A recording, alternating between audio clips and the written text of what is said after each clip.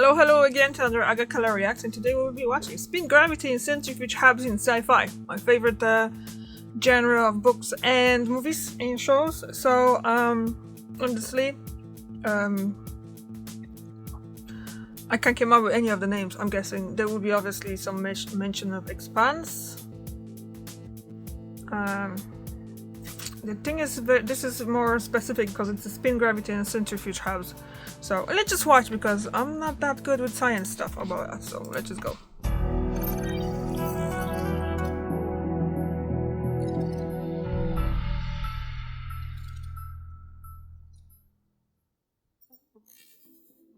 Hello everybody and welcome back to Space Doc. I'm Hujuana and today we're covering spacecraft centrifuges. And let's jump right into talking about why you'd even want to include one in the first place. It's pretty simple really. We evolved while experiencing a constant force of 1g, so our bodies function best while under those conditions. Take us out of that and into freefall, aka 0g, and stuff starts to not work quite right. Fluids equalize throughout the body, leading to stuff like puffy faces. Our eyeballs change shape. Our bones and muscles weaken because they're no longer under stress, so the body starts to get rid of them. And most of that waste goes through the kidneys, so there's a big increase in kidney stones. And there's loads of other problems too. The bone and muscle loss can be mitigated through exercise on special equipment, like strapping yourself to a treadmill or by simulating weightlifting by pulling on a vacuum. The Expanse books mention using elastic for this, but they don't have a constant force and also wear out over time.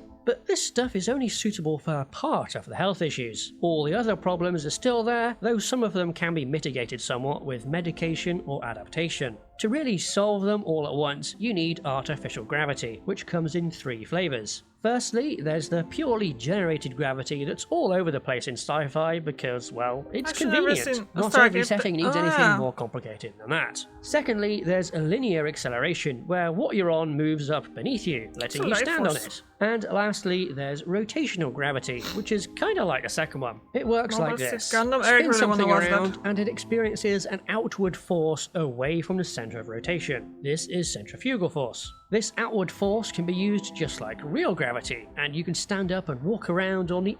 Oh wow, the atmosphere got in quickly here. Yeah, I mean, obviously when you kind of start watching it, there's a lot of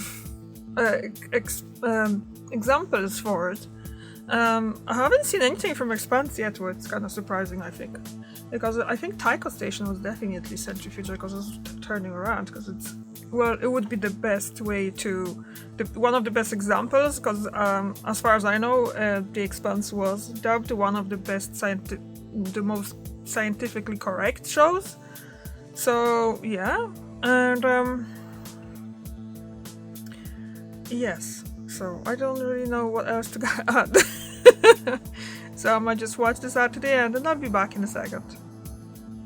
So it was actually quicker than I was thinking, and let's just jump back in and just watch this, although this is... of a spinning object. It's like when you get pressed into your seat when going through a banked turn on a roller coaster, but just all the time. There's some peculiarities with this though, like the Coriolis force. This is due to the difference between the inertial frame of reference of an object, its own point of view, and the rotating frame of reference when it's inside a spinning body, like a big storm on a planet, a ball rolling on a merry-go-round, or something dropped in a centrifuge. It makes things curve in unexpected ways if you're not very used to it, as objects go further when thrown anti-spinward and less far when thrown spinward. This would really screw up that baseball game at the end of Interstellar. There's a good detail on the Citadel in Mass Effect that touches on this problem, and the Expanse has its liquid pouring scene in the spun-off series, though I don't think the trajectory would be quite so wiggly. Hey-ho, artistic license, because it does look cool.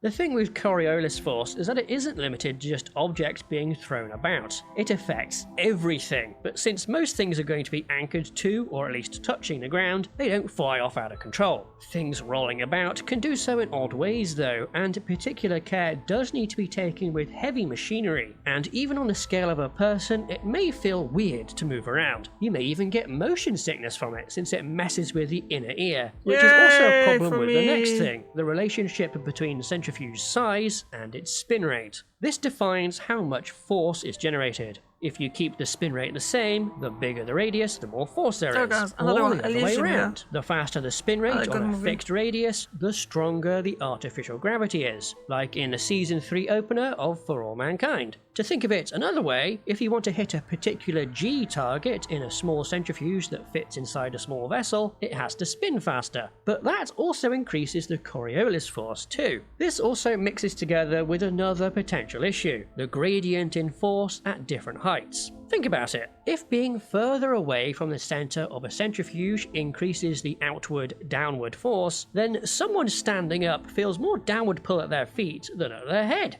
In a big, slow-spinning space habitat, this isn't going to be very pronounced, but on a small, fast one jammed into a spacecraft, it's much more of a problem. But you just have to put up with that if that's all you can fit into a launch vehicle, or inside the armor of your warship. Apparently, it is possible to adapt to those negative effects from Coriolis force in really tiny centrifuges, but I'm skeptical. Another point on centrifuges in spacecraft, and these big giant rings and tubes we see in much of fiction aren't suitable for every type or size of craft. Take the Nauvoo in The Expanse. It was a good generation ship, but a poor warship with all that open air making wasted space. It did make for a good space station though, as would any station using this form factor. So if you can't have a whole big ring, have parts of it, or ones that deploy out in some way. Avatar's ISVs do both, as their centrifuge segments fold flat when under thrust gravity. This sort of style is also what you can do to fit a centrifuge segment into a launch vehicle, as with the Pilgrim Observer concept. One of the issues with these rotating segment designs is the mechanical complications where they attach. I have to stop here because for some reason I seen the Avatar The Way of Water. Totally forgot about the existence of that movie. And for some reason I was thinking about the Avatar, you know, the water bending, the air bending, the soil bending stuff. Like the cartoon and things like that. And I'm like, what is this? Looks really realistic. And then I've seen the blue person. And yeah, okay. How did I forgot about it? I don't know. To the non-rotating parts of the ship. You have to pass electrical and fluid connections through it somehow, like with slip rings. And there's also wear and tear and maintenance to consider on all these moving parts. There's another issue with attaching spinning things to things that are not meant to spin, counter-torque. There's nothing to push back against in space, so if you want to spin up a centrifuge and not have the non-spinning part just turn the other way, you have to expend propellant to hold it in place. Or have a deliberate counter-spinning section, be it a whole second centrifuge or just a counterweight. Doing this also prevents another issue, where the spinning segment would act like a giant gyroscope, impacting the vessel's ability to rotate. While we're talking about the unintuitive mechanics of rotational momentum, let's have a look at the Discovery in 2010, the year we made contact. When it was rediscovered in orbit around Io, it was caked in sulfur from the moon's volcanoes and also tumbling end over end. This was due to the slow spinning down of its centrifuge, which had transferred its energy to the entire craft. But surely then the craft would just be rolling? Well, at first, yeah, but a long, thin object spinning in that axis is unstable.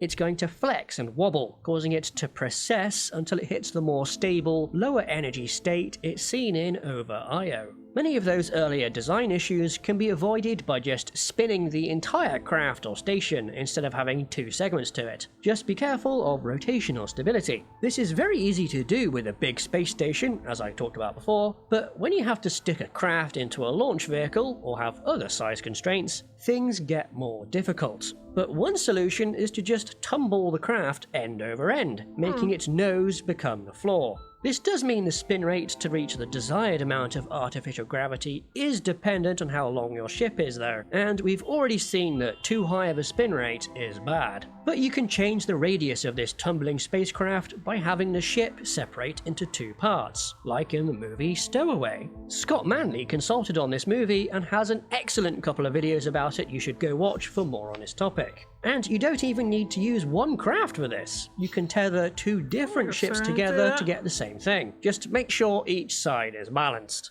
This is less of an issue with a spinning rod, but an unbalanced full circle can have all kinds of oscillations happen. Probably more of an obvious concern with small, fast centrifuges though, especially when proportionally the mass of stuff inside it is bigger.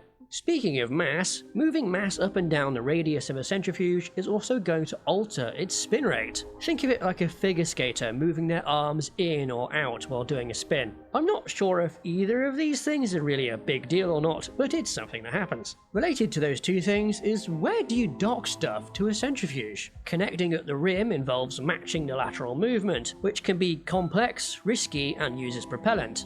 Central docking at the hub is a lot easier, since at most you just need to match spin rate, and you don't even need to do that if the hub is non-rotating. But depending on the design of the centrifuge, this may not be possible. Like, say, if it was a whole huge asteroid or dwarf planet that was spun up. And to be fair, docking at the rim does make undocking easier, since you just drop out and away, which is also a slight concern if you happen to be doing anything out on the exterior, so be very careful if you don't have a safety line. So that's how to include centrifugal gravity on a spacecraft or station, and it's not like you're stuck with being super realistic sci-fi if you do that. Look at Babylon 5, where it is used in conjunction with generated gravity, where they show technological differences between older and newer craft, and in Mass Effect, where it's convenient to have on the Citadel and also lets it be a very cool shape, so just including them for vibes is good too, or including them because something that spins is just really cool. But spinning is so much cooler than not spinning. I'm the general. I want it to spin. You can support Space Dock by joining our Patreon, where you can get our free and Space Fighter design reference books. Alternatively, you can support us directly through YouTube by Okay. Yeah, I thought I would be more kind of like actually explaining or going through the list of those hubs and stuff like that, not really explaining how they work. But that was still cool, so we're gonna go today, as in Wednesday. So, thank you very much for watching. And sorry, I just see myself in those glasses again. So, yeah, what I was saying, thank you very much for watching, and I see you tomorrow. Bye!